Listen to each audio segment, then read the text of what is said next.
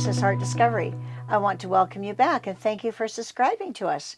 You know, we're here all the time, we're on YouTube all the time, and it's nice to have you staying tuned with us. Today we got a really special guest. This is a special friend of mine and fellow artist. This is Audrey Krol, and we're in Kona, BC. We're going to speak to her today and interview her and just find out what really turns her on. So Audrey, I understand you come from a healthcare background. What inspired you to move from that to painting? I retired. I retired and art found me. I didn't move into art. Art moved into my life. Awesome. And quite by accident. It was, now I think it's a happy accident because it's become my meditation, my obsession, mostly my obsession. And I can't see being without it. It's one of these. So did it take a particular person that brought you into it, or what? How was it? How did it happen? It did. It was a friend of mine who had a Groupon coupon to a sip and paint and invited me to join her. And I laughed and I laughed and I laughed and I said, please find someone else. You have many, many friends. I don't paint. I don't draw. I am unskilled, whatever. And she said, no, you have to come with me. And I said, you have a lot of friends. Please ask one of them. I'm not going. And she said, you're my last resort type thing. Because nobody wanted to go with her. And so we went. And it was the oddest evening because we were the last ones to arrive. We arrived late. And we had the furthest seat in the corner, the darkest corner. And we actually had to use our iPhone flashlights to paint with. That's how dark it was. Wow. And we muddled through, and my little friend Doris was giving me instructions on how to paint my tree. And we got there, and at the end of the session, I thought, yeah, okay, it was fun. I never got my glass of wine, but, it was fun. And the instructor, the artist, came around and said, oh, you did very well. And I laughed even harder because I said, no, I didn't. And she said, you've been sitting at this looking at it for an hour now. Let me show you. So I stepped away and I went, oh my God, I painted a tree. And that's where it took off. So I understand you started with acrylics, is that correct? That is correct. And then did you go into other mediums? I was persuaded to go into oils. Again, it was another artist who influenced me, and actually he was my neighbor. Oh. And he was a pastelist and an avid oil painter and scoffed at acrylics. He just was not into acrylics. And he was the one who said I needed to try. And he stopped painting, and he gave me his oil paintings, all his remaining oil paintings, his tubes. And I tried. And so struggling for a year, and I did pursue it for a year of just painting mud, and it was disastrous, and things got thrown out, never accomplished a single painting. But in that time, I also began to learn how to handle oils. They're far different than acrylics, but they are luscious and they're juicy and they're vibrant, and I wanted to learn how to do them. So then I started taking some workshops in oils, which got me even further along and where I am today. So Audrey, what would be the process you would use when you start a new piece of art? What would be your progression of events? Okay, so before I start anything, I check out my reference photos, and I take all of my own reference photos. I have to be connected to that photo. That's the beginning of it. And once I connect, then I look at the composition. If there's something I don't like in it, do I remove it? Where do I place this? Where do I place that? And about the second or third time, I do a sketch and I do a no-tan. So I pick out my biggest shapes and my best shapes that I like. And if that makes a good composition, then I go forward. But it's always with a little sketch. Sometimes what I also do is a little color study to make sure my colors are complementary, or they match, or they sit well together.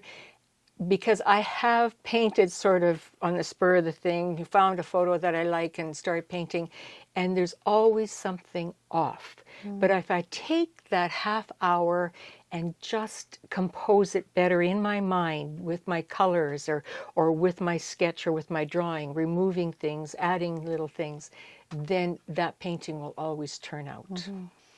So, Audrey, what are some of the challenges and rewards, both sides, of being a self-taught artist? Well, let's start backwards. The reward is that being a self-taught artist, you can do whatever you like because the world is your oyster and so is that paintbrush. But the challenge comes in, what's it going to look like? Because with every piece of art, even though it's abstract, you need to have some rules applied to it. You need the values, you need the perspective, you need the lights and darks and the temperature. You need all of that. Without that, you've just got a flat piece of color, whatever on there. It may look nice, but even you will look at it and say, yeah, not this one. So you have to know the rules in order to break them, right? You do. You really do have to know the rules to break them and know how to break them. That's right. Yeah, that's a big secret. Us artists, we don't tell people that. No, but you have to learn the rules. And there are rules to everything. Even though you think that you are an abstract artist and you go by intuition, even that intuition needs some rules put into that piece of art. That's true. That's very true. Audrey, how would you describe your art style, if you do have one, and how has it changed over the time? My art style, let's see. I went from highly detailed, terrified, unconfident to someone who has progressed to painting with a lot of confidence and, just not as uptight, more relaxed, enjoying it far more. I enjoyed it when I started it, but now it is fun. It's now play, and it's lovely to watch my brush strokes change from 2 years ago to now and know the progression and the learning is so stimulating in it. Art style, I don't think I have one. It's just mine. So would you say, though, you're realist, or would you be an impressionist, or realism, like, would you kind of classify some of your art? Probably a realist with less detail. Right. Impressionism, using impressionism over impressionism. Right? Yeah, exactly. Yeah, because we can always take a photograph, right? That's right. We can Put your always photograph take on a the wall. photograph. Yeah. Mine look less like photographs these days and more like a painting. Well, that's actually, I did a workshop with Sultan Zabo, that was his name, and in Friday Harbor, and he said, if you want a picture, realism, just take a picture and put it on the wall. Yeah. Right? I mean, art is emotion, isn't it? It is. It's your emotion on canvas. Well, it's also a story. It's a story. You have to tell a story through it. And the ones I find that I paint that has my story and my emotion in it are the ones that people will connect with further. So yeah, you need the emotion. You need to be narrative. You need to tell a story through your art somehow. Exactly. Not just copy. Exactly. Good for you. Good for you. So, Audrey, how has belonging to the Palette Club, the Kona Palette Club, and also the FCA Kona chapter, how has that influenced you at all, being in those groups? Influenced me, Or help, maybe I should say help. Help to you. I think it's the camaraderie, and you are with people of like mind. They inspire you, that's for one thing. Sitting in your basement and painting, you get no inspiration. And you don't get the pat on the back that you're doing well. At least in a club, you have that interaction where you can ask somebody, I'm having trouble with this, or what do you think? Or, I don't feel like painting, I'm uninspired. There's always someone there to give you a little boost up, a little leg up. And I think as an artist, you need that every once in a while. And through the FCA, there's so many beautiful artists, and they really are inspirational. And again, you submit into Vancouver to see if you qualify into one of the shows.